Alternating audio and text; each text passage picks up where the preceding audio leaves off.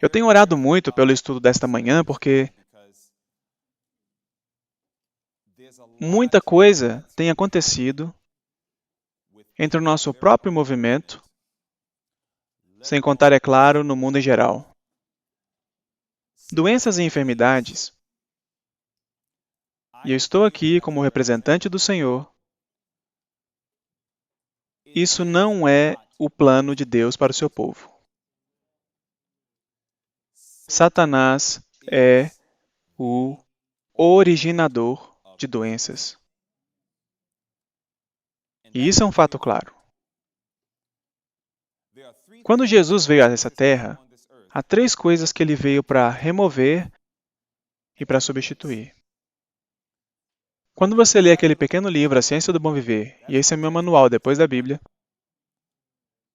é ali na Ciência do Bom Viver, página 17, que diz: ele veio para remover o fardo de doenças, misérias e pecado.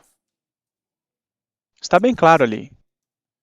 Jesus veio para remover o fardo de doenças, misérias e pecado.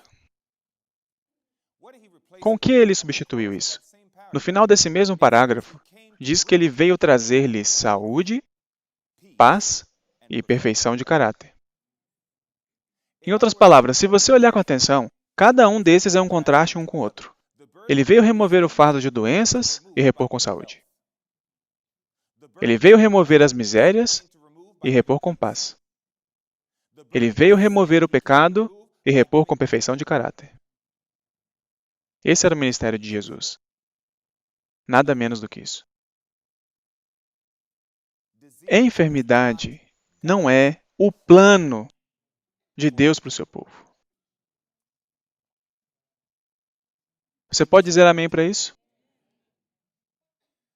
Então, por causa desse fato, quando o povo de Deus é atormentado com tantas doenças e enfermidades,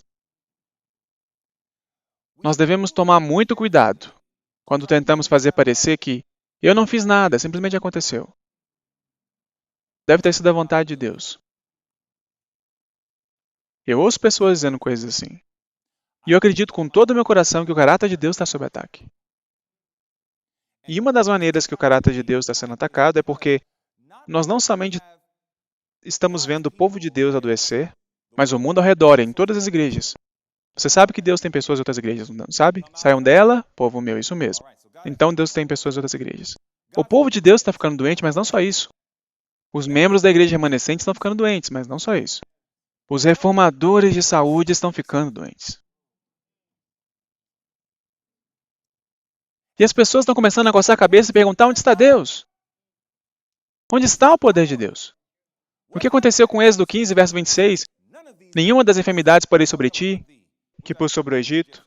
O que aconteceu com Jeremias 33, verso 6, onde Deus diz: eis que eu trarei a ela saúde e cura, e o sararei. O que aconteceu com esses versos? O povo de Deus está começando a se perguntar sobre a validade, a relevância e o poder das leis de saúde de Deus. Porque eles dizem: parece que estamos cercados. É incrível. Eu ouço isso até de reformadores de saúde e eu acho isso muito patético. Nós fazemos parecer que as doenças estão por toda parte, não tem como a gente fugir delas. A gente está no mundo e elas também estão. É como se nós falássemos que não há vitória sobre as doenças, enquanto nós temos a ousadia de pregar a vitória sobre o pecado.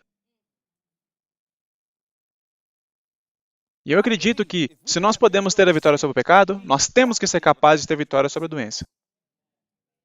Porque é mais humanamente impossível de vencer o pecado do que vencer a doença. E se nós vamos pregar uma mensagem singular de que as pessoas podem ter vitória sobre todos os pecados, eu acredito que nós podemos ter vitória sobre todas as doenças. Mas então qual é o problema? Por que tantos reformadores de saúde? Por que tantas pessoas do povo de Deus estão ficando doentes? E eu aprecio os evangelistas do nosso mundo de hoje, que se esforçam para poder explicar por que os adventistas do sétimo dia estão ficando doentes. Eles falam a respeito de ingestão de alimentos que causam inflamação no corpo, etc. E tudo bem, porque há um lugar para isso, porque tem muita verdade nessas coisas. Mas há algo que eu acredito que não está sendo dito e eu vou falar para você hoje. Esse lado da história precisa ser contado. Pela vindicação de Deus, mesmo que a acusação venha sobre mim. Pela vindicação do caráter de Deus e a sua verdade. Há um lado da história que não está sendo contado e eu vou contá-lo para vocês hoje. Junte-se a mim. Junte-se a mim. Eu quero te dizer agora que as coisas que eu vou estar mostrando hoje não têm nada a ver com ninguém que eu conheço pessoalmente, ou que eu conheci antes, ou qualquer coisa desse tipo. Eu não tenho nenhum ministério especificamente, que eu estou tentando dar indireta, eu persegui-lo, atacar e tal, nada disso. O que eu estou dizendo é que eu sei que de fato há um lado da história que não está sendo dito ao público. E as pessoas estão questionando a integridade de Deus e suas palavras por causa do nosso silêncio. Às vezes, não é só o que você diz que pode ofender o caráter de Deus. Às vezes, o que não falamos também pode ofender o caráter de Deus. E eu não quero que o coração do meu pai sofra mais do que ele já sofre. Eu não quero que o coração de Jesus sofra mais do que ele já sofre. A inspiração é clara. A doença é um esforço da natureza para libertar o organismo de condições resultantes da violação das leis de saúde. Essa é uma declaração muito poderosa. É isso que quer dizer a enfermidade. É um esforço da natureza para libertar o organismo de condições resultantes da violação das leis de saúde. Você só tem basicamente 2 exemplos nas Escrituras em que Deus deixa claro que não se encaixa nessa categoria de por que as pessoas ficam doentes. Jó e o homem que nasceu cego. No caso de Jó, a Bíblia diz que ele era perfeito e reto, temia a Deus e se desviava do mal. Mas mesmo assim ele ficou doente. Por quê? Porque Deus deixou claro, eu vou remover minha mão. Eu vou remover a minha barreira de proteção. Satanás diz, pele por pele, deixe-me tocá-lo e eu te garanto que ele te amaldiçoará na tua face. E Deus diz, tudo bem, eu aceito esse seu desafio, vou remover minha mão. Eu vou te deixar fazê-lo ficar doente para te mostrar que Jó não perderá sua integridade. Essa é uma história única, mas o interessante é que a doença de Jó não matou ele. Ela serviu o seu propósito, e quando o propósito foi cumprido, ele foi curado. E o mesmo aconteceu com aquele homem que nasceu cego. Os discípulos perguntaram, mestre, quem pecou? Foi ele ou foram seus pais? Jesus disse, nem ele nem seus pais. Isso foi permitido, e eu gosto dessa palavra, porque é diferente de ordenado. Ele disse, isso foi permitido para que as obras de Deus se manifestem nele. E a doença dele também não o matou. Então, segundo a revelação das Escrituras, se Deus permite uma enfermidade vir sobre mim e você para o propósito de glorificar o seu nome, no decorrer deste processo, de acordo com a Bíblia, ela não irá te matar.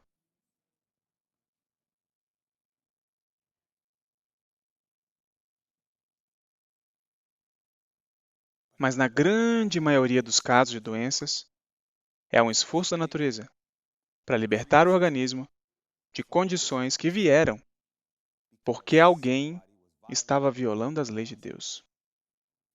A Bíblia ensina isso. Se vocês olharem para a palavra de Deus, a Bíblia é bem clara nisso. Causas bíblicas para doenças. Número 1, você tem violações das leis espirituais. No livro de Números, capítulo 12, está a história de 3 pessoas: Arão, Miriam e Deus. Vá para o livro de Números, capítulo 12, e veja o que a Bíblia diz. Números, capítulo 12. A Bíblia é bem clara sobre isso. Doenças vêm como um resultado da violação da lei de Deus. Veja o que a Bíblia diz em Números capítulo 12. E veja a história, começando no verso 5. E quando você chegar lá, deixe-me saber, dizendo amém. Muito bem, Números capítulo 12, começando no verso 5 diz: Então o Senhor desceu na coluna de nuvem e se pôs à porta da tenda. Depois chamou Arão e Miriam, e ambos saíram. E disse, ouvi agora as minhas palavras. Se entre vós houver profeta, eu, o Senhor, em visão a ele me farei conhecer, ou em sonhos falarei com ele. Não é assim com meu servo Moisés, que é fiel em toda a minha casa? Boca a boca falo com ele, claramente e não por enigmas, pois ele vê a semelhança do Senhor. Por que, pois, não tivestes temor de falar contra o meu servo, contra Moisés? Assim a ira do Senhor contra ele se acendeu e retirou-se, e a nuvem se retirou de sobre a tenda, e eis que Miriam ficou o quê? Ela ficou leprosa como a neve, e olhou Arão para Miriam, e eis que estava leprosa. A lepra é uma doença real? Sim, ela é. Qual foi a causa? Verso 12. Lá diz, verso 12 não, verso 11. Por isso, Arão disse a Moisés, Ai, Senhor meu, não ponha sobre nós este pecado, pois agimos loucamente e temos pecado. A Bíblia é clara em dizer que o pecado pode trazer doenças. Bem clara. Por isso que Jesus disse para aquele irmão, no tanque de Betesda, ele disse, Eis que já está são, não peques mais, para que não te suceda alguma coisa pior. João 5,14. Deus deixou isso claro. O pecado traz doença. Por que você acha que os discípulos fizeram a pergunta que eles fizeram? Em João capítulo 9, quando eles viram um homem cego de nascença. Eles disseram, Mestre, de quem foi o pecado que causou a cegueira dele? Até na religião de Jerusalém, eles entendiam que o pecado traz a doença. Nós sabemos, segundo 1 João 3, verso 4, que o pecado é a violação da lei de Deus. Especificamente, os 10 mandamentos. Então, uma das razões pela qual muitos de nós ficamos doentes é porque há violações dos 10 mandamentos de Deus acontecendo nas nossas vidas. Nós não estamos colaborando com Deus. Nós pregamos a vitória sobre o pecado, mas não deixamos que Deus nos dê vitória sobre o pecado. E como resultado disso, nós ficamos doentes. Mas não é só isso, veja só. Não é só a violação das leis espirituais, mas é também a violação da lei física. Veja o que a Bíblia diz em Provérbios 24. Em Provérbios 24, veja só o que a Bíblia diz sobre como a violação da lei física também pode trazer doenças e enfermidades. Se eu estivesse pregando neste púlpito, e eu estivesse transmitindo a palavra como eu estou agora, e de repente você me visse assim cambaleando, e a próxima coisa que eu fizesse era vomitar por toda parte na escada. Vocês diriam que o irmão Lemon está o quê? Doente, certo? O que diz em Provérbios 24, verso 13? A Bíblia diz em Provérbios 24, verso 13, Come mel, meu filho, por quê? Porque é bom e doce ao teu paladar. Coma mel, porque o mel é bom. Amém? Agora vá para o capítulo 25, verso 16. O que a Bíblia diz no capítulo 25, verso 16? Lá diz, achaste mel? Come só o que te basta, para que porventura não te fartes dele e o venhas a vomitar. Vômito é um sinal de doença. Quando nós exageramos, até mesmo nos alimentos bons, podemos ficar doentes. Vocês entenderam isso? Isso é uma violação da lei física. Comer demais, Deus nunca criou o estômago e o nosso precioso sistema digestivo para ser enchido ao máximo. Isso é chamado de glutonaria nas Escrituras, comer muito. Então, o que Deus fez foi nos dar um princípio que é comer segundo a sua fisiologia, segundo a sua digestão. Coma até você ficar satisfeito, não até você ficar cheio. Quando nós violamos essa lei física, isso nos fará ficar doentes, não é mesmo? Você não bebe água? Mesmo o nosso corpo sendo feito de 70% dela, você vai ficar doente. Você não descansa? Você vai ficar doente. A palavra do Senhor nos mostra que é a violação da lei de Deus que nos fará adoecer. Quão sério é o fato de que temos que deixar as nossas vidas em harmonia com essas leis? O Criador do homem organizou a maquinaria viva de nosso corpo. Cada função é maravilhosa e sabiamente arranjada. E Deus se comprometeu a manter essa maquinaria humana em saudável ação desde que, note isso, Deus se comprometeu a manter esta maquinaria humana em saudável ação desde que o instrumento humano obedeça às suas leis e coopere com ele. Quantas leis? Aqui diz, cada lei governadora da máquina humana deve ser considerada tão divina na origem, caráter e importância como a palavra de Deus. Você ouviu isso? Cada lei governadora da máquina humana deve ser considerada tão divina na origem, caráter e importância como a palavra de Deus. E continua dizendo, cada ação descuidada e desatenta, qualquer abuso em relação ao maravilhoso mecanismo do Senhor, com desrespeito às suas peculiares leis na habitação humana, é uma violação da lei de Deus. O que é uma violação da lei de Deus, de acordo com 1 João 3,4? É chamado de pecado. Agora veja isso. Podemos contemplar e admirar a obra de Deus no mundo natural, mas a habitação humana é o mais maravilhoso. Uma vez que as leis da natureza são as leis de Deus, é claro dever nosso dar a essas leis que tipo de atenção? Cuidadosa atenção. Devemos estudar seus reclamos em relação ao nosso próprio corpo, ajustando-nos a eles. A ignorância nessas coisas é o quê?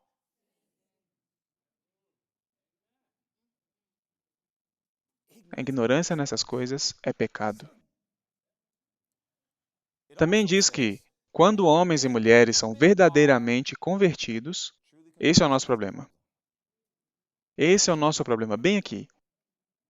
Nós ensinamos e falamos de conversão, mas quando nós somos verdadeiramente convertidos, o que acontece? Aqui diz que quando homens e mulheres são verdadeiramente convertidos, eles conscienciosamente consideram as leis da vida que Deus estabeleceu em seu ser, buscando assim a evitar debilidade física, mental e moral.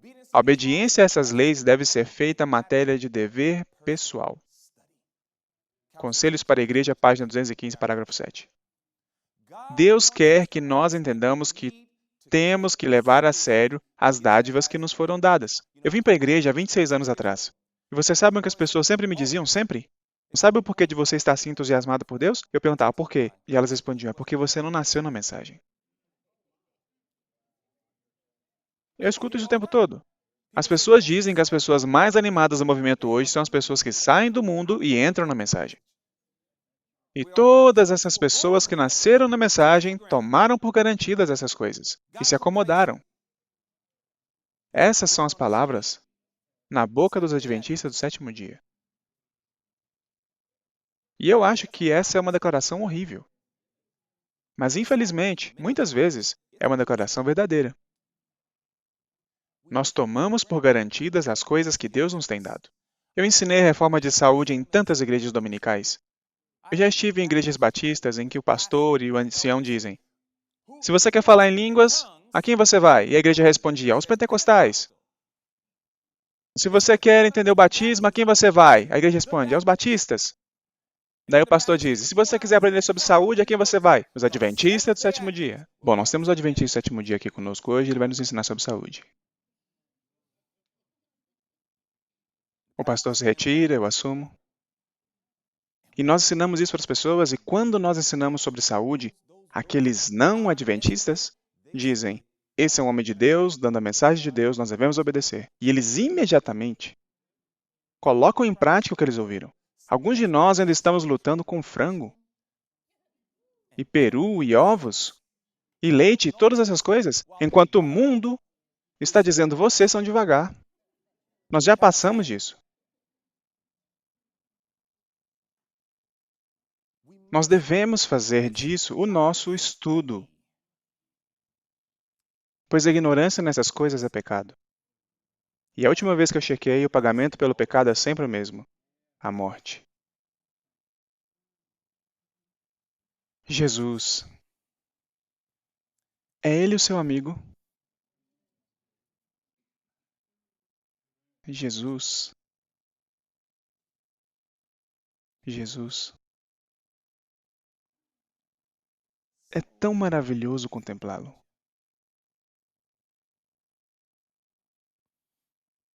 Tão bonito. Um caráter tão bonito. Jesus. Nosso excelente exemplo. Quando eu o contemplo, eu digo: esse é o tipo de homem que eu quero ser. Eu o contemplo, eu leio as histórias, eu fico maravilhado. As pessoas ao redor dele tentam enganá-lo, e ele tem esse jeito de ser gentil enquanto ele te repreende ao mesmo tempo. E eu me pergunto, Senhor, como o Senhor faz isso? Eu não sei como fazer isso. Eu fico até irritado. Quanto mais eu contemplo o seu caráter, eu percebo imediatamente que eu sou nada igual a ele. Então eu só clamo, Senhor, me ajude a ser mais como o Senhor.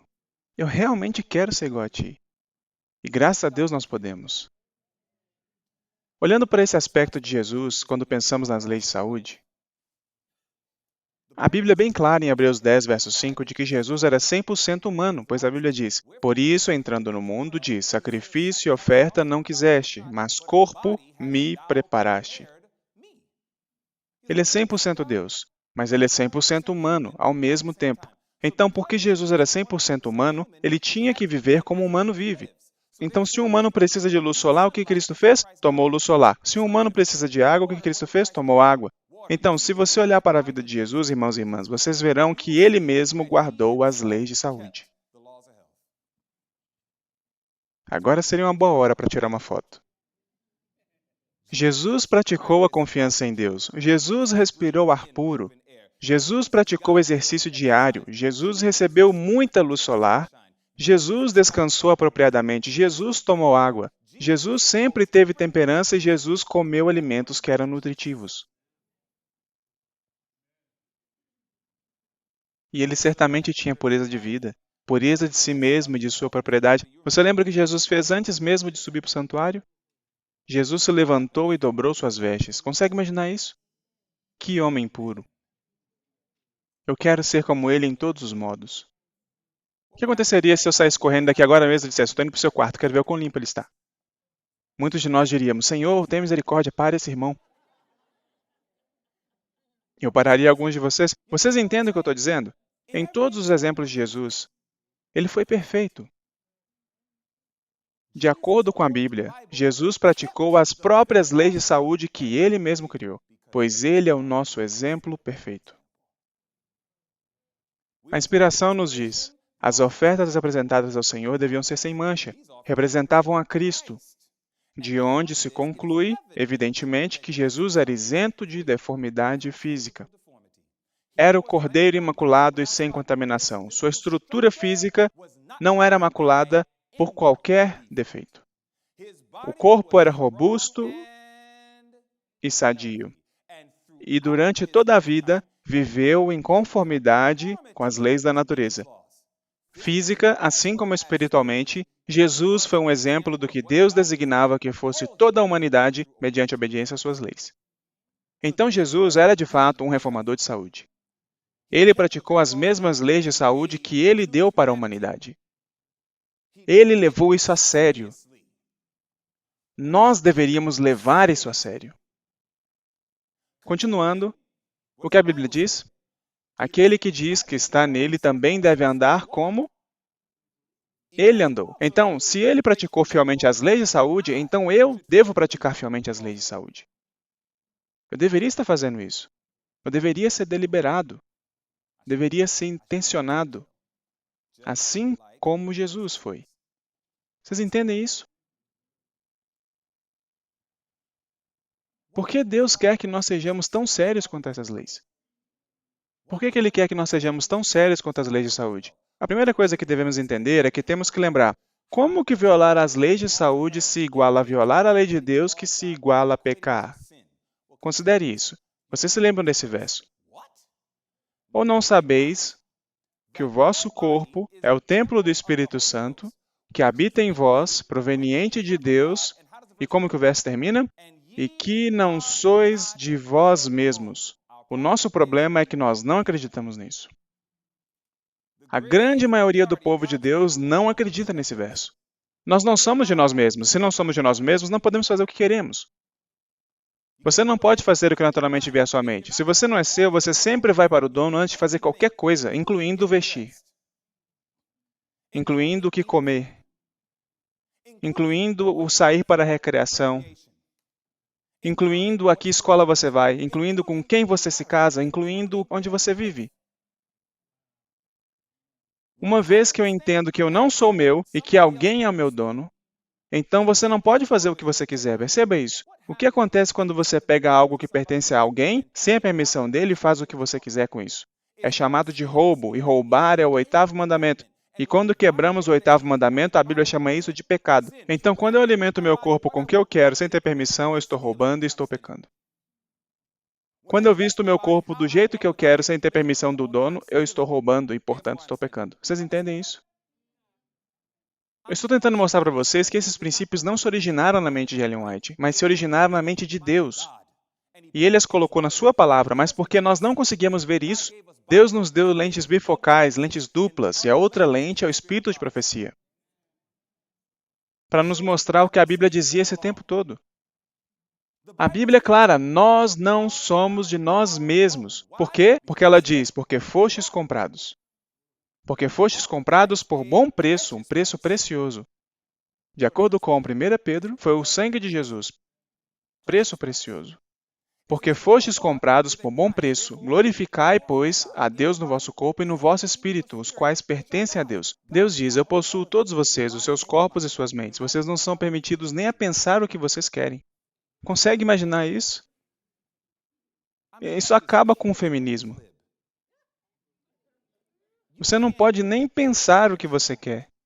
Muito menos fazer o que você quiser, dizer o que você quiser e assim por diante. Acabou, não tem como. Deus diz, você não pode nem pensar no que você quiser. Por isso que a Bíblia diz em 2 Coríntios 10, verso 4 e 5, destruindo os conselhos e toda altivez que se levanta contra o conhecimento de Deus e levando cativo todo o pensamento à obediência de Cristo. Não pode nem pensar o que você quiser. Deus diz, por que sua mente está indo para lá? Eu não te dei permissão para pensar nessas coisas. Deus é tão sábio, Ele nos disse no que pensar. Filipenses 4:8, tudo que é verdadeiro, tudo que é amável, tudo que é de bom, Ele diz, pense nessas coisas. Consegue imaginar? Deus não nos permite nem pensar no que queremos, porque Ele nos ama tanto. Ele diz, eu só quero que você tenha pensamentos bons. O que eu estou tentando compartilhar é muito simples. Deus está nos dizendo desde o começo, eu estou te dando essas leis para te deixar feliz, eu te dei essas leis para te preservar, eu te dei essas leis para ser nada menos que uma bênção para você. O problema é que nós temos uma coisa que, mesmo tendo sido projetada para ser uma bênção, ela se tornou uma maldição e é chamada de livre-arbítrio. Deus nos deu isso com o propósito de ser uma bênção, mas para muitos de nós se tornou uma maldição. Porque nós tomamos o dom do livre-arbítrio e o usamos para violar as leis de Deus. E ficamos doentes. Continuando. A Bíblia diz que todo aquele que luta exerce domínio próprio. Em quantas coisas? Todas as coisas. Temos que ser temperantes, família.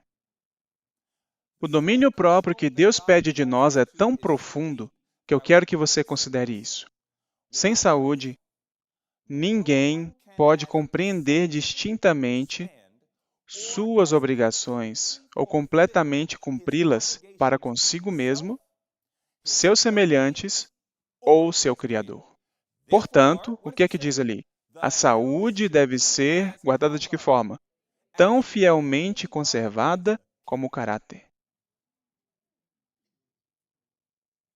Nós devemos conservar a nossa saúde tão fielmente como nós conservamos o nosso caráter. Da mesma maneira que acontece quando estamos escutando uma música e daí ouvimos uma coisa inapropriada e percebemos, eu não posso ouvir isso. Da mesma forma que ocorre quando aparece um programa de televisão e daí surge alguém nu na tela, ou sei lá o quê, nós imediatamente viramos a nossa cabeça e falamos, não, eu devo guardar meu caráter. Da mesma maneira que quando pegamos um livro e esse livro sugere por um minuto sequer heresias mortais, nós falamos, não, eu tenho que fechar esse livro e deixá-lo de lado. Da mesma maneira que conservamos o nosso caráter, Deus diz, é desta maneira que você deve conservar a sua saúde. Sabe o que vem à mente quando eu vejo padrões como esse? Sabe o que vem à mente humana? Impossível. Senhor, é tão sério assim? Isso é impossível. A palavra de Deus tem uma resposta para isso. Vá para Lucas 18. A palavra de Deus tem uma resposta para isso, porque é isso que vem à mente. Quando você vê Deus erguendo os padrões esse tanto, nós falamos, isso é impossível. Mas perceba o que a Bíblia diz em Lucas capítulo 18. Toda vez que o diabo, porque eu posso garantir que é o diabo, toda vez que o diabo sussurrar no seu ouvido e sugerir na sua mente que esse processo é impossível, você responde isso. Seja como Jesus, responda com a palavra. O que diz em Lucas 18, verso 27? Diz assim, verso 27, mas ele respondeu, as coisas que são impossíveis aos homens são possíveis a Deus. Responda isso para ele. Entenderam isso? Isso é o que vai surgir. Eu tenho que conservar a minha saúde da mesma forma que eu guardo meu caráter? Senhor, o Senhor entende o quanto que eu vou ter que mudar? Deus responde, sim. Eu não posso fazer isso. Posso todas as coisas em Cristo que me fortalece. Senhor, eu sou tentado muito. Não veio sobre vós tentação senão humana. A palavra de Deus tem resposta para todas as nossas provações e todas as nossas tentações.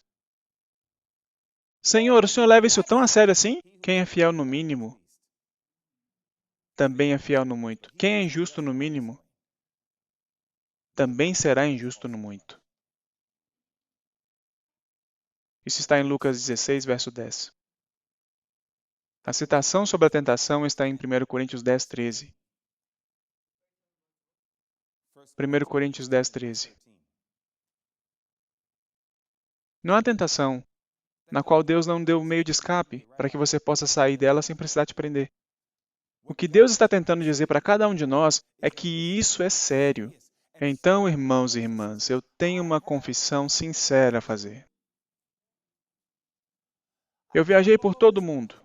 Eu estive em tantos países que eu perdi as contas. Eu costumava andar nas ruas dos outros países e dizer, o que eu estou fazendo aqui? Eu sou uma criança ignorante de Hollis, Queens, Nova York. Eu abandonei o ensino médio. As pessoas estão literalmente pagando pelas passagens de avião para eu ir para lugares para explicar a palavra de Deus. Não faz sentido para mim quando eu penso sobre quão desprivilegiado eu sou. Eu penso, é mesmo, Senhor? Isso é sério? O Senhor pode usar um irmão assim?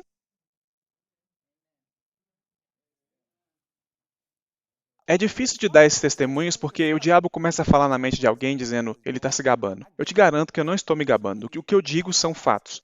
Não faz sentido para mim que eu receba uma ligação do presidente da rede adventista de evangelismo médico e me dizem, você poderia, por favor, ensinar os nossos vários médicos que ganham o quíntuplo de quantia de dinheiro que eu jamais poderia ganhar? Por favor, nos explique o evangelho da saúde. E eu me pergunto, por que você está me chamando? Não existe ninguém que provavelmente tenha 1000 diplomas sobre isso que possa te ajudar? Por que você está me chamando? Então eu estou passando por tudo isso, certo? Mas veja o que acontece. Você começa a viajar, começa a pregar, começa a ouvir as pessoas te exaltando, mesmo quando você pediu 1000 vezes para elas pararem de te exaltar. Testemunhos, volume 1, página 474. Nunca, nunca falem palavras de louvor aos pastores diante deles. Mas mesmo assim continuamos fazendo isso. Nós não compreendemos, mas isso é uma tentação para nós. O diabo está sempre nos dizendo para pensarmos mais de nós mesmos do que deveríamos. Agora, que impacto esse status de celebridade adventista causa? Sabe o que isso fez? Eu comecei a pregar a palavra e eu comecei a perceber que certas noites, várias noites, muitas noites, quase toda noite, eu diria, eu sei sobre a lei de saúde, sobre o descanso adequado, mas eu estou fazendo o trabalho de Deus. Então vou ficar acordado até tarde. Eu viajava para países onde faz tanto calor que eu ficava desidratado muito facilmente, porque eu suava muito. As leis de saúde dizem que eu devo beber muita água e manter o corpo hidratado. Mas eu dizia, eu estou tão ocupado terminando o trabalho de aconselhamento com as pessoas que eu não tenho tempo de dar ao meu corpo a hidratação adequada de que ele precisa. Senhor, eu estou fazendo a tua obra, o Senhor vai completar o que falta, o Senhor será minha hidratação. Eu ia para lugares em que eles tinham certos alimentos que ainda eram veganos, mas deixe-me dizer uma coisa, vegano não quer dizer saudável. Lembre-se sempre de que álcool é vegano. Não dá para ser mais claro do que isso. Não é só porque é vegano que quer dizer que é saudável. Então eu ia para lugares, eu via um arroz ou comida e eu pensava, bem, parece que ele só tem isso, então essa é a minha oportunidade de comer. Então eu comia essas coisas e quando eu olho para o meu lado, eu vejo outro formador de saúde e ele está comendo somente as suas frutas e suas castanhas. E ele não percebeu que você está me irritando porque você está me repreendendo.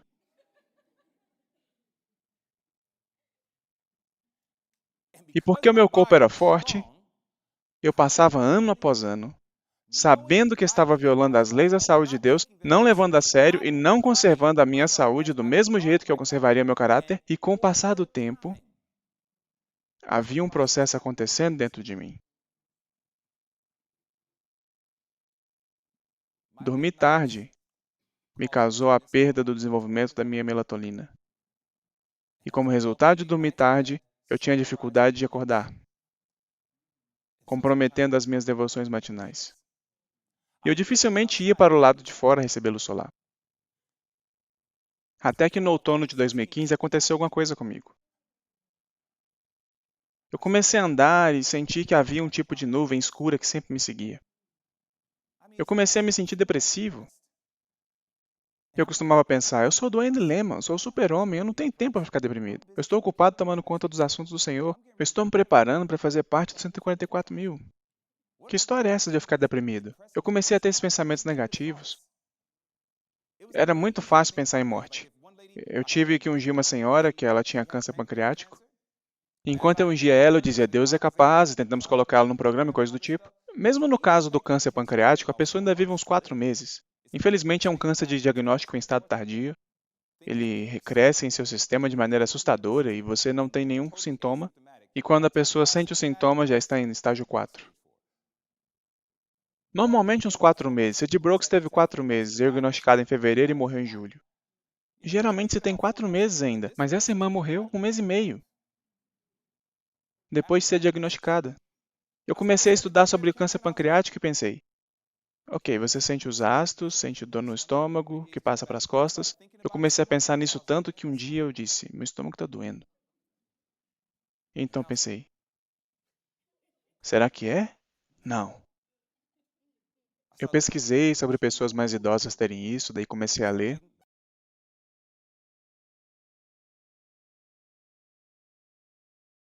E eu pensei, eu estou sentindo dor nas costas.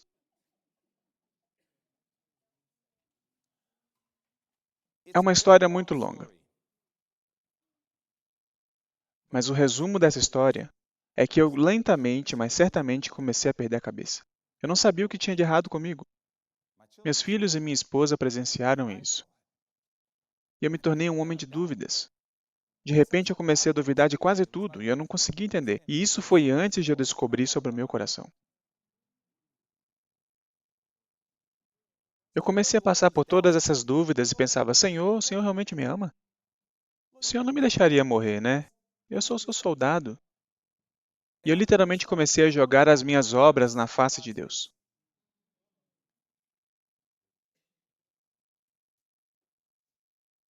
Foi a minha esposa que me disse, querido, nós sabemos que Deus nos disse que devemos ter um descanso apropriado.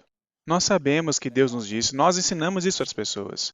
Nós demos aula de culinária, nós demos palestras sobre saúde, nós viajamos literalmente o mundo inteiro. Estivemos ensinando na Suíça, ensinando em Londres, ensinando na França, ensinando na Alemanha, estivemos por todo o mundo. Mas porque nós estávamos fazendo o serviço de Deus, nós sentimos como se nós pudéssemos passar por cima de alguns desses princípios. Pensamos, Deus vai me compensar por isso, afinal de contas sou um homem de Deus, eu não sou como essas pessoas comuns que não estão trabalhando para Deus. Eu desisti do meu emprego com salário de 6 dígitos. Eu tomei os elogios do que eu fiz na minha vida e os joguei na face de Deus dizendo, você me deve saúde, mesmo que eu esteja violando os seus princípios. E eu precisei fazer um programa muito sério para recuperar os meus processos de pensamento. E se alguns de vocês nunca ouviram, vocês precisam ir para o Audioverse e escutar o testemunho de Steve Wohlberg, chamado I Can't Sleep, Eu Não Consigo Dormir. Quando eu escutei sobre o que ele passou, eu fiquei espantado. Ele literalmente falou, eu sentia como se eu tivesse uma nuvem escura sobre minha cabeça. Eu disse, o quê? Senhor? Tem misericórdia, isso é exatamente o que eu estava passando. Eu acordava no meio da noite, eu ficava ansioso, tinha ataque de pânico. Tudo isso antes de eu ficar sabendo do meu coração. Sabe o que eu comecei a fazer? Eu comecei a dormir melhor. Comecei a acordar e ir lá fora para respirar fundo e receber luz solar no meu rosto.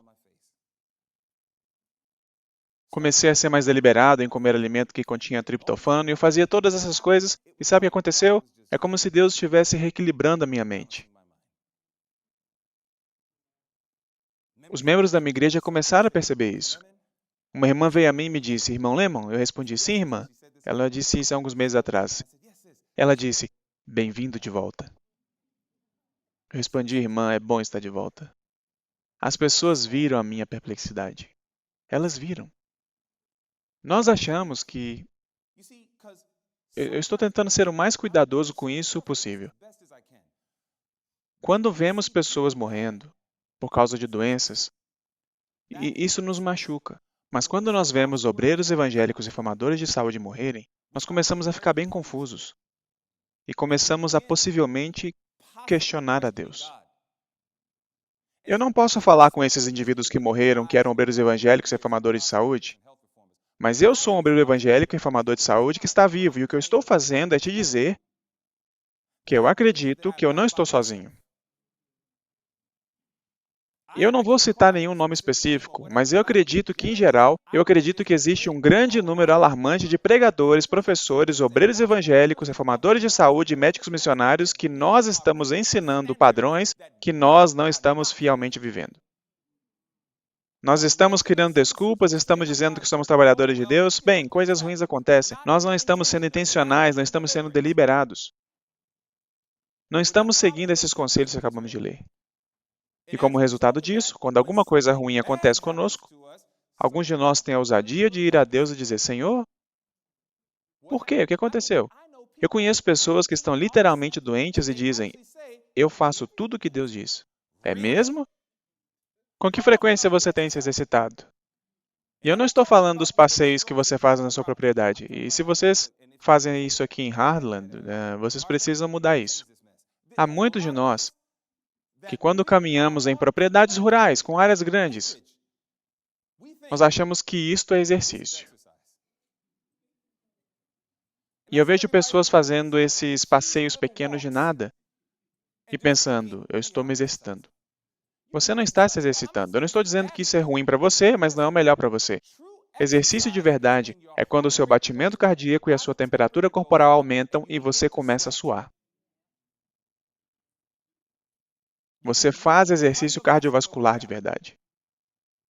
Todas as evidências científicas, e eu coleciono muitas delas, mostram que se as pessoas fizessem caminhadas de passos rápidos, não isso, ou pegar o celular e ficar mexendo enquanto caminha, e chamamos isso de exercício. Isso é um absurdo. Caminhadas de passos rápidos, meus irmãos, é isso. Os seus ombros estão indo para trás, seus braços estão indo para frente, você tem ânimo nos seus passos, ombros para trás, costas retas, avançando, pelo menos 30 minutos sem parar. Esse é o padrão do mundo com o remanescente.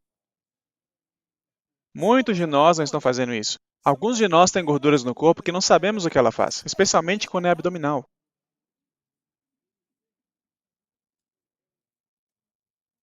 Isso é um convite aberto para algumas das piores doenças. A gordura abdominal, gordura visceral. Tudo o que eu estou dizendo é que há muito que nós não estamos fazendo e nós estamos nos convencendo psicologicamente a pensar que estamos. Muitos de nós não estamos nos exercitando. Muitos de nós não estamos hidratando nossos corpos. Muitos de nós não estamos tendo um descanso bom e apropriado. Muitos de nós estamos trapaceando nas nossas dietas. Muitos de nós pensamos que se estamos no campo e tem ar puro do lado de fora, estamos respirando ar puro. Quando na verdade você precisa ir lá fora e respirar fundo. É assim que você purifica o seu sangue. O que eu estou dizendo é que muitos de nós estamos nos dando créditos que não merecemos. Nós achamos que estamos guardando as leis de saúde, ensinamos todo mundo, mas não estamos seguindo. E quando nós ficamos doentes, as pessoas morrem, nós começamos a pensar, Senhor, o que aconteceu e tal? E nós passamos por toda essa miséria, enquanto Deus diz, eu podia ter evitado tudo isso. E Deus diz, eu podia ter evitado tudo isso se o meu povo tivesse feito o que eu mandei. Então, eu estou aqui diante de vocês para deixar vocês saberem que essas doenças e enfermidades que nós vemos acontecer até entre os obreiros evangélicos e essas coisas, e até alguns deles morrem, eu estou aqui para dizer para vocês que a culpa não é de Deus. Deus, em amor, tem nos dito repetidas vezes, você não está fazendo isso certo. Você precisa fazer melhor. Pare de pensar que você está bem quando você não está bem. Esse é um sintoma de Laodiceia. Por favor, olhe mais atenciosamente para os meus princípios e padrões de saúde. Você sabe o quanto Jesus ama curar? Ele tem prazer em curar. Pense nisso dessa maneira. Abraão, Salomão, Elias. Uma das coisas que eu amo sobre a Bíblia é que Abraão é conhecido como pai da fé, mas ele falhou na fé, não é mesmo? Isso não é curioso? A mesma coisa pelo qual ele é conhecido é a mesma coisa que ele falhou. Salomão, o rei mais sábio do mundo, mas fez algumas das coisas mais tolas. Não é mesmo? Elias é o símbolo dos homens fortes de Deus, e quando ele se levantou contra os profetas de Baal com tanta força, tudo o que levou foi uma pequena mulher dizer, estou brava. E Elias corre feito um covarde. E isso foi colocado na Bíblia de propósito porque o que temos que entender é que não existe nada de errado com Deus ou suas leis. Mas na verdade é que muitos de nós, como obreiros evangélicos, ficamos doentes porque estávamos violando. E não importa se somos conhecidos por ensinar a reforma de saúde. Assim como Abraão foi conhecido pela fé, mas ele falhou na fé. Assim como Salomão foi conhecido pela sabedoria, mas ele fez decisões tolas. Assim como Elias é conhecido pela força, mas se tornou um covarde. Há muitos de nós que somos conhecidos por ensinar sobre saúde, mas estivemos trapaceando nos princípios de saúde e nos trouxe consequências. Eu não estou dizendo que é possível que algumas pessoas foram completamente obedientes. Eu acredito que há pessoas assim. No fim das contas, família, Eclesiastes 3 é verdade. Há um tempo para viver e há um tempo para morrer. Eu entendo isso. Mas Eclesiastes 7:17 diz que algumas pessoas praticam iniquidades e fazem coisas tolas e morrem antes da hora.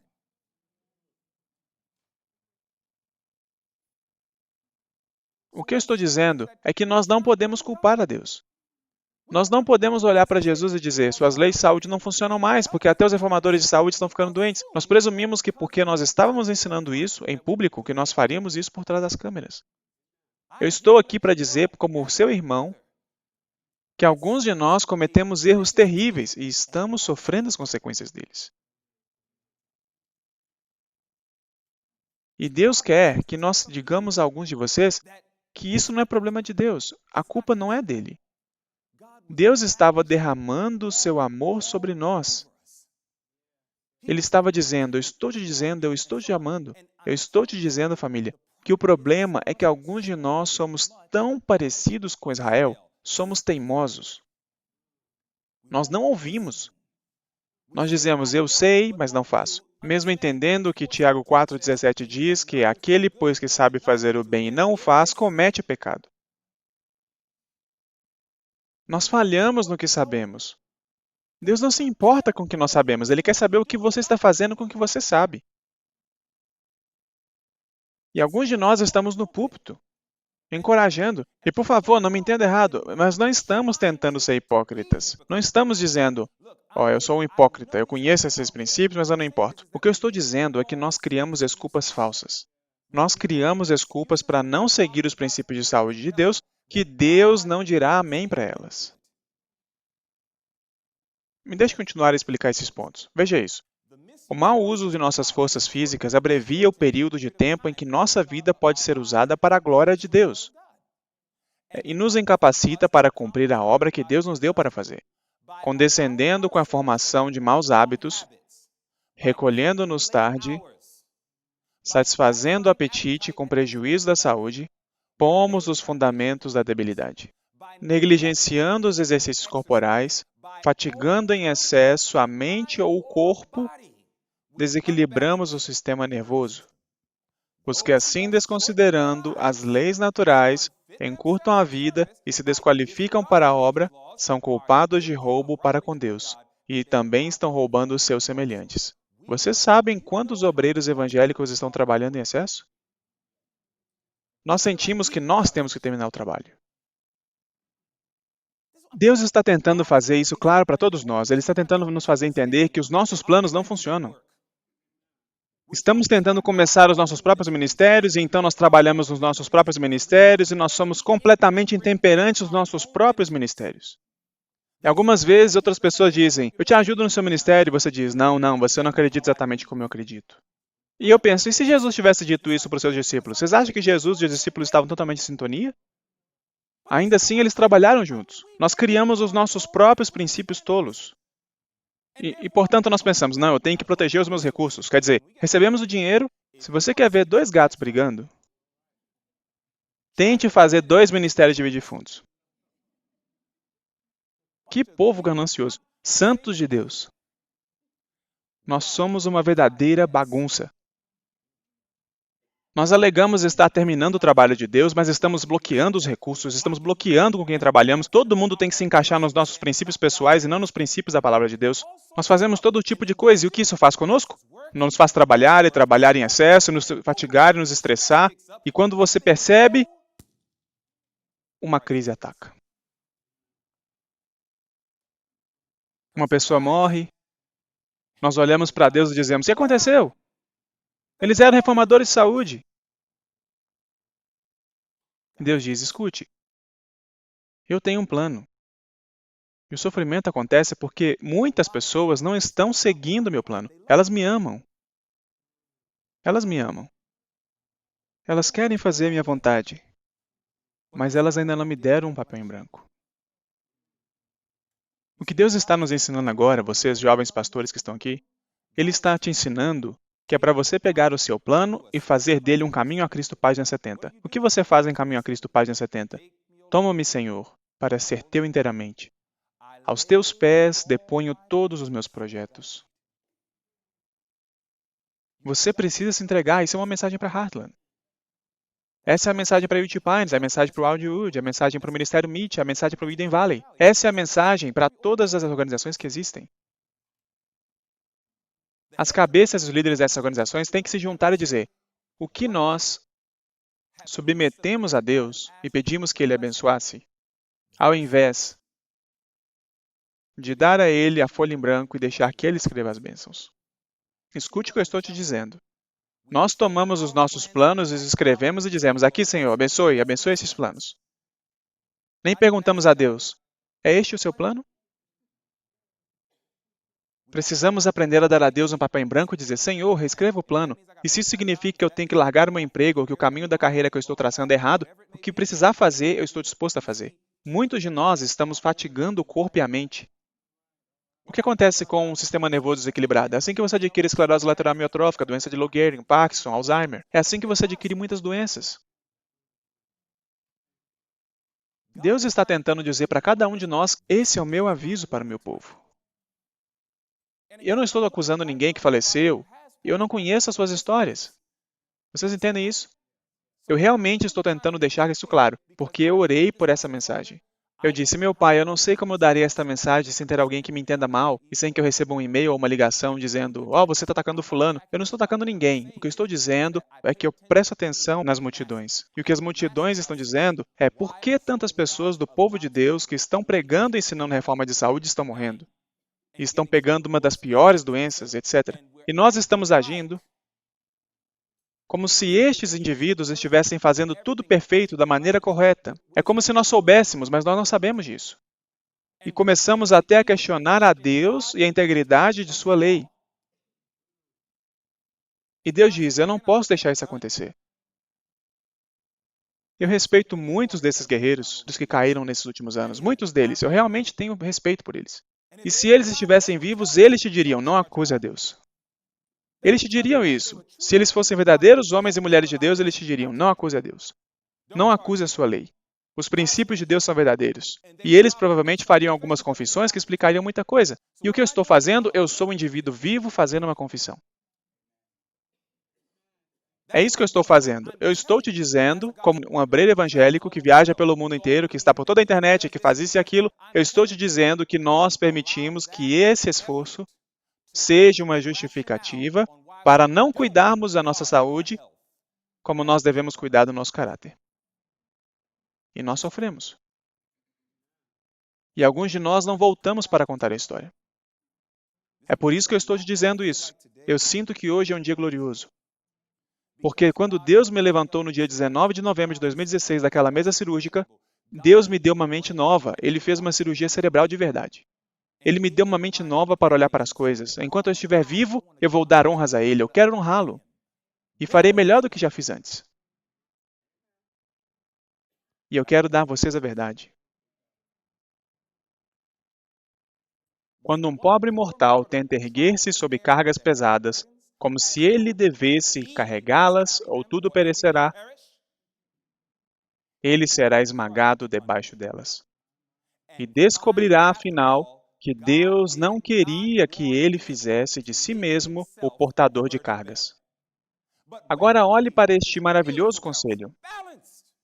Mas quando nós colocamos essas cargas sobre Jesus e fazemos o quê? Quão pequena coisa podemos, em sua força, e não sentimos que tudo depende de nós, nós podemos manter a serenidade da mente, paz de espírito, e estaremos em uma condição de fazer um serviço muito mais efetivo. Isso não é maravilhoso? Carta 3b, 1881. Maravilhoso. Deus não está pedindo para você terminar o trabalho sozinho. Deus está dizendo a cada um de nós, faça a sua parte fielmente, faça o pouco que puder confiando em Deus e deixe o resto nas mãos de Cristo. Quando você lê Mateus 9, não nos diz que vocês que têm fardos pesados, Jesus não diz, ore para o Senhor da Seara que Ele te dê forças para terminar o trabalho. Ele diz, peçam, pois, ao Senhor da Seara que envie trabalhadores. Isso é o que devemos fazer. Senhor, traga mais trabalhadores. Mas você sabe o que os ministros evangélicos de autossustento geral fazem? Eles dizem, Senhor, me dê forças para terminar o teu trabalho. Entendido. Obrigado, irmão. Eles dizem, me dê habilidade para terminar o teu trabalho, me ajude. E nós tentamos fazer isso por nós mesmos. Nós desconfiamos tanto nos homens, e eu estou dizendo que não era assim que Jesus operava. Vocês entendem o risco que Jesus tomou? No início do seu ministério, ele disse, não fui eu que os escolhi os 12, mas um de vocês é um diabo. Não foi isso que ele disse em João 6, talvez no verso 68? Ele disse, eu escolhi os 12, mas eu já sei que um de vocês é um diabo. Mas Jesus sabia como lidar com isso.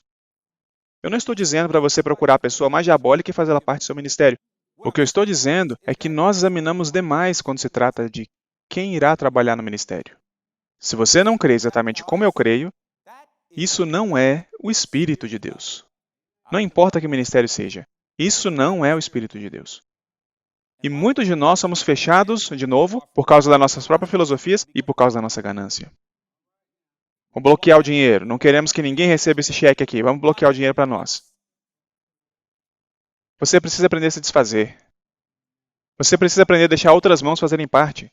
Alguns podem dizer, irmão Lemon, isso é uma linguagem perigosa. Não, essa é a melhor linguagem do mundo e é a que vai nos tirar desse planeta. Pare de agir como se fosse tudo seu. Nunca foi seu. Não faz sentido para mim como é que você pode ter 4 ou 5 instituições diferentes e nenhuma delas trabalham juntas. Isso não faz sentido para mim. Como se pode falar que todas acreditam nas 3 mensagens angélicas, que vão terminar o trabalho, mas não compartilham nada? Vocês não estão realmente trabalhando juntos. O melhor que pode acontecer é eu te convidar para pregar nas minhas igrejas, mesmo assim vamos bloquear suas ofertas. Isso é estúpido, irmãos. Isso não faz sentido.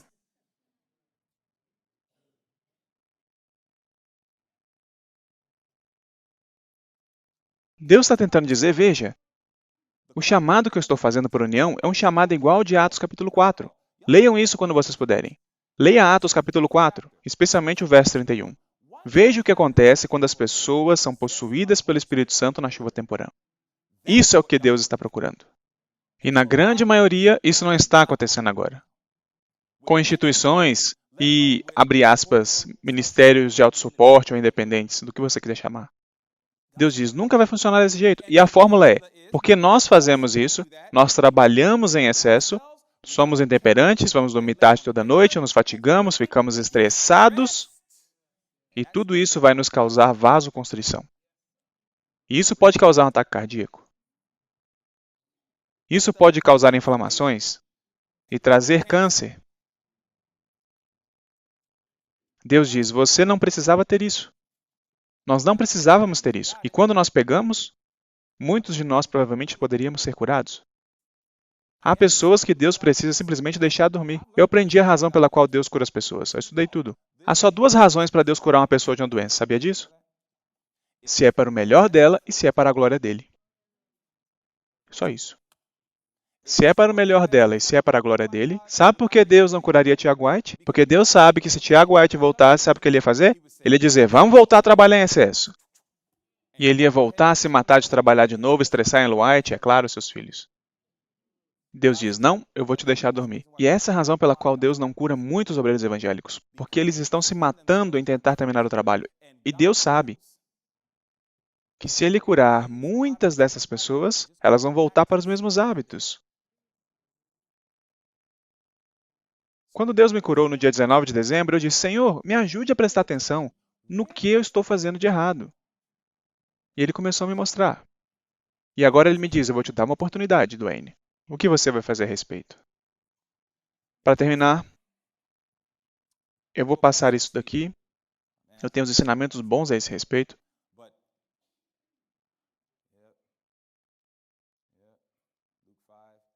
A base de tudo é o perdão.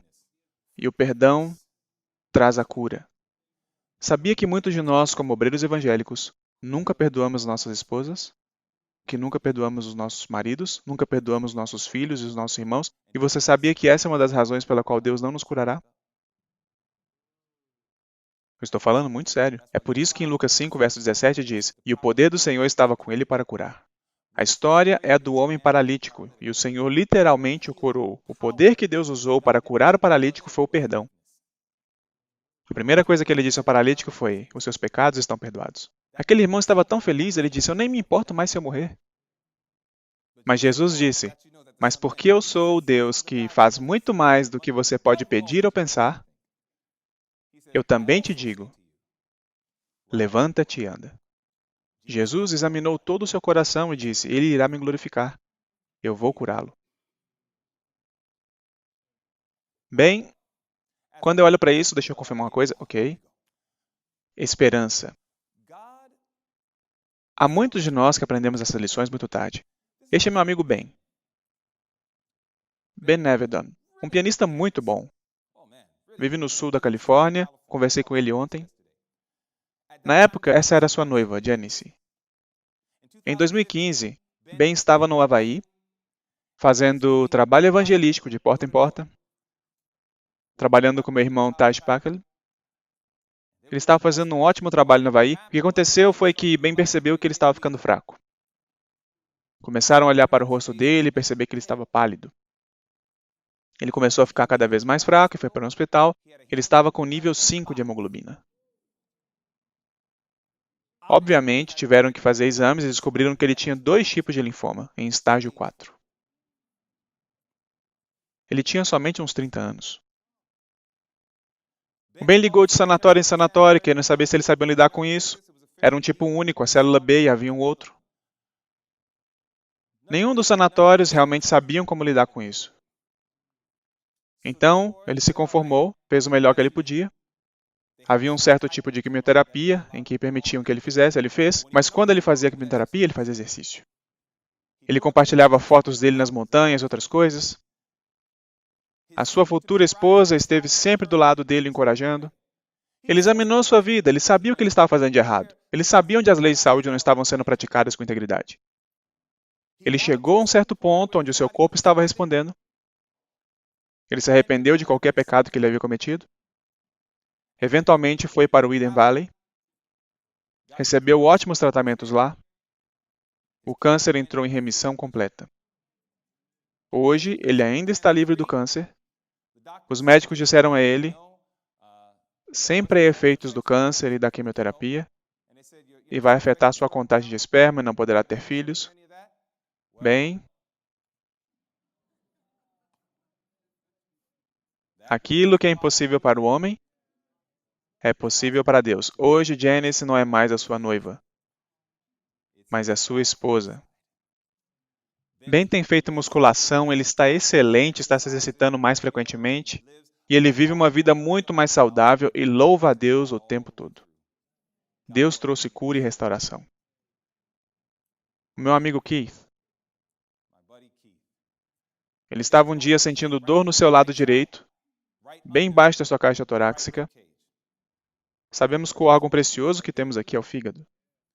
E debaixo do fígado é a vesícula biliar. Ele tinha cálculos biliares. Ele cresceu sendo adventista, mas ele não entendia muito das verdades e princípios de Deus sobre saúde. E Keith decidiu, eu vou começar a seguir estes princípios. E ele seguiu, mas o problema é que os cálculos biliares já tinham se desenvolvido. Ele tentou tudo, tomou todos os tipos de remédios. Ele teve consulta com alguns de nossos muito bem respeitados médicos missionários e tentou vários remédios e nenhum deles ajudou a se livrar dos cálculos biliares. Ele chegou a um ponto onde ele disse: os médicos estão dizendo que eles têm que remover isso. E isso é um procedimento comum. Mais de 800 mil vesículas biliares são removidas por ano na América. Quase 1 milhão de vesículas biliares. Um dos problemas disso é que quando você tem a sua vesícula biliar removida, você aumenta a chance de pegar câncer de cólon em 30%. Ele disse, tem que haver uma outra maneira. Ele orou, ele estudou, ele se arrependeu de seus pecados, ele pensou sobre tudo o que ele fez de errado, e o Senhor abriu uma porta para ele. E ele achou um lugar que eles fazem cirurgia. Ele foi lá, fizeram a cirurgia, fizeram a incisão, pegaram a vesícula biliar, abriram a vesícula biliar, tiraram todas as pedras, fecharam a vesícula e colocaram de volta no corpo. Curado. Alguns meses depois da cirurgia, tudo está bem, fizeram um exame, está tudo bem, limpo e vazio. E ele está ótimo. Você pode pensar, mas ele fez cirurgia. Leia Testemunhos Seletos 2, página 284. A serva do Senhor deixa bem claro que não é negação da fé quando nós fizemos tudo o que pudemos para resolver o problema. Submeter-se à operação. A irmã Penny. Desde outubro do ano passado, a irmã Penny tem lutado com câncer estágio 4. Começou no pulmão e se espalhou no corpo dela, nos ossos e em tudo. Em outubro, o nível de sangue dela caiu para 4. Falaram, o seu nível sanguíneo não é nem compatível com a vida. Ela nem podia encher um tubo para tirar sangue. Falaram para ela, senhora Penny, a senhora terá que ir para o cuidado paliativo. A senhora terá que ficar aos cuidados de pessoas onde é uma viagem só de ida. Você entra viva e sai morta. A irmã Penny compreendeu por que ela ficou nessa condição. Ela sabia que a sua vida era uma violação das leis de saúde de Deus. Ela reconheceu isso. Ela pediu perdão a Deus. Ela começou a clamar as promessas de Deus. Ela entrou no programa de Deus. No dia 4 de outubro, disseram para ela, senhora, você não vai nem ver o Natal. E ela falou com as pessoas nesse lugar de cuidado paliativo, perguntando, as pessoas retornam quando elas entram? E a mulher disse, às vezes, mas normalmente não. E ela disse, você pode sair do meu quarto. Eu acredito que Deus vai me curar. Ela começou a pegar as promessas de Deus e citá-las para o seu pai. Ela disse, pai, o Senhor disse, pai, o Senhor disse. Ela começou a citar essas promessas. Ela começou a fazer um tratamento final, por pedido dela, dizendo, podemos só tentar isso. E enquanto ela começou a tentar esses remédios, de repente,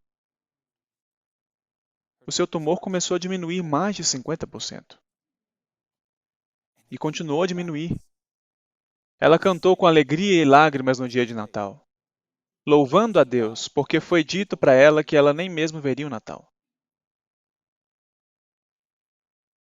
Deus a está curando, e a sua fé está mais forte do que nunca. Vocês conhecem ele? Thomas Jackson. Como é que você vai para a cama, e o seu coração para, e o seu cérebro não recebe oxigênio por mais de 30 minutos?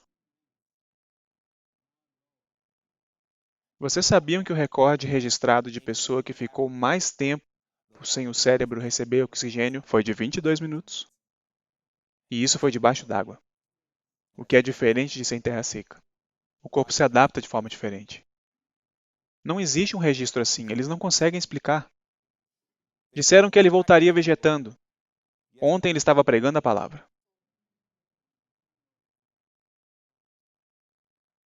Deus o trouxe de volta. Eu falei para ele: você é literalmente um outro Lázaro.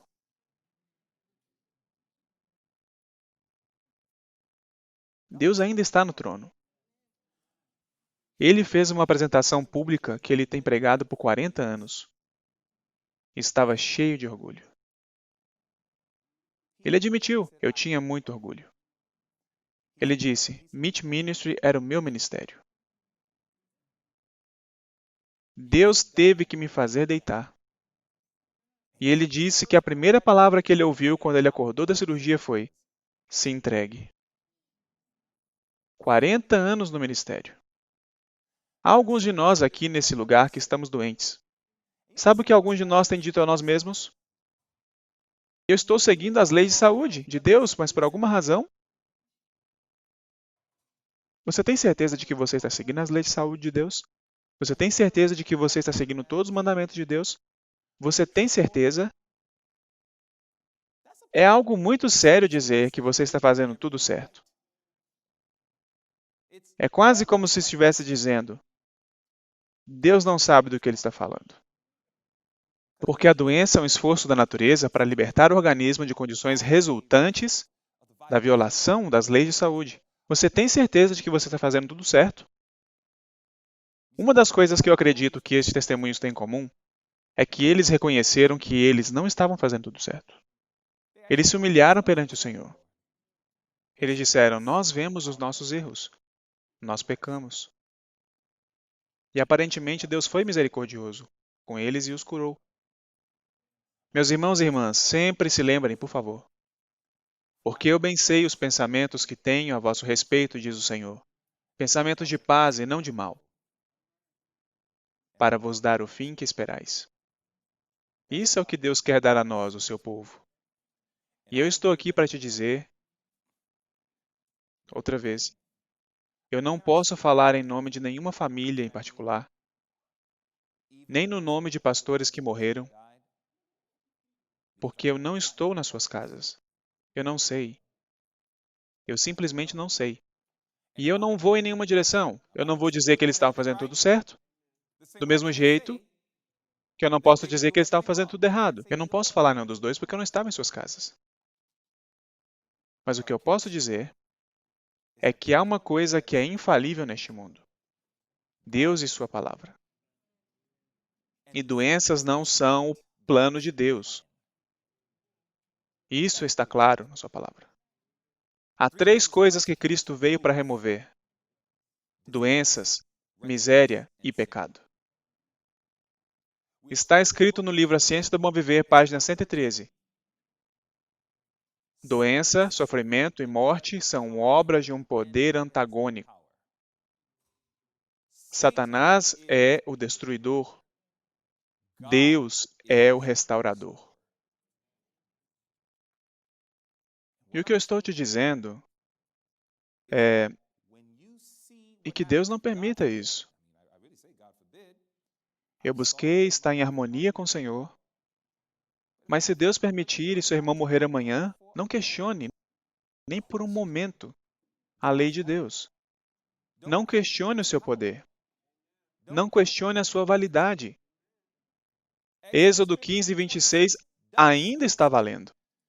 Jeremias 33, 6 ainda está valendo.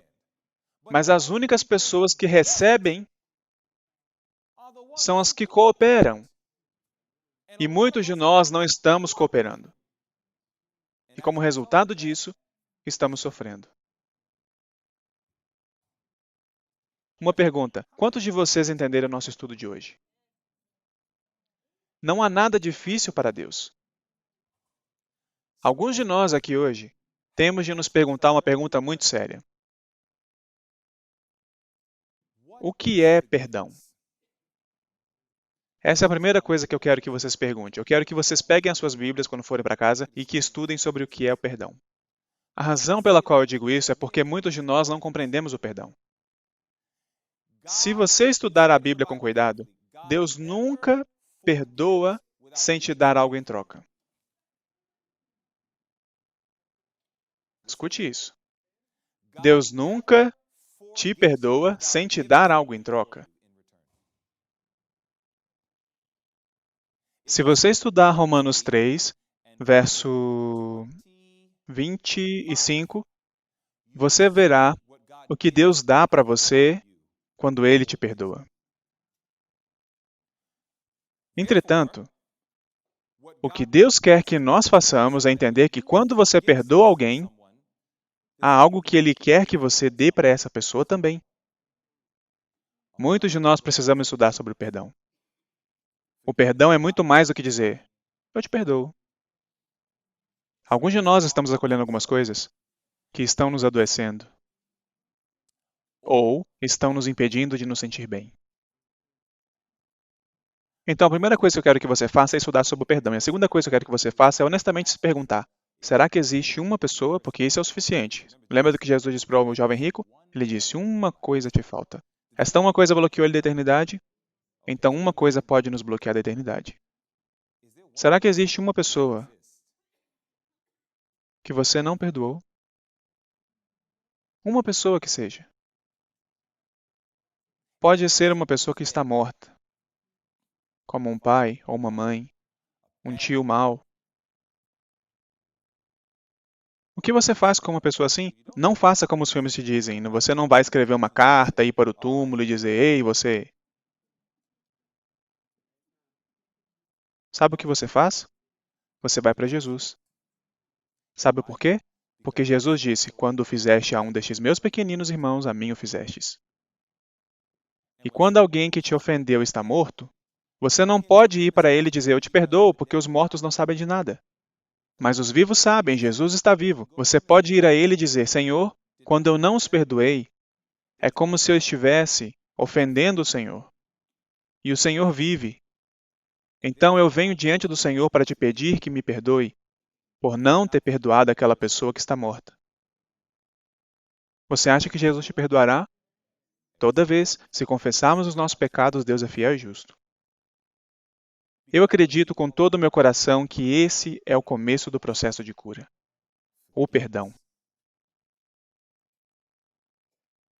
Irmãos e irmãs, eu escutei algumas coisas que me assustaram. Eu ouvi de pessoas que foram para suas sepulturas, como adventistas do sétimo dia, pregadores da verdade presente e ensinadores da justiça de Deus. E eu disse, Senhor, por favor, não permita que isso seja verdade. Eu ouvi que algumas dessas pessoas foram para sua sepultura sem ter perdoado. E eu disse, isso é uma garantia da segunda ressurreição. E isso é assustador. Não vale a pena. Se você tem problemas em perdoar alguém, leia cuidadosamente em oração Efésios 4, versos 31 e 32. Leia Efésios 4, 31 e 32 em oração e com cuidado. Se você está com problemas a perdoar, leia isto. Minha esperança e a minha oração é que nós iremos entender que Deus está pronto para trazer as maiores bênçãos na sua e na minha vida com o propósito de nós prepararmos o caminho. Por favor, coopere com Ele.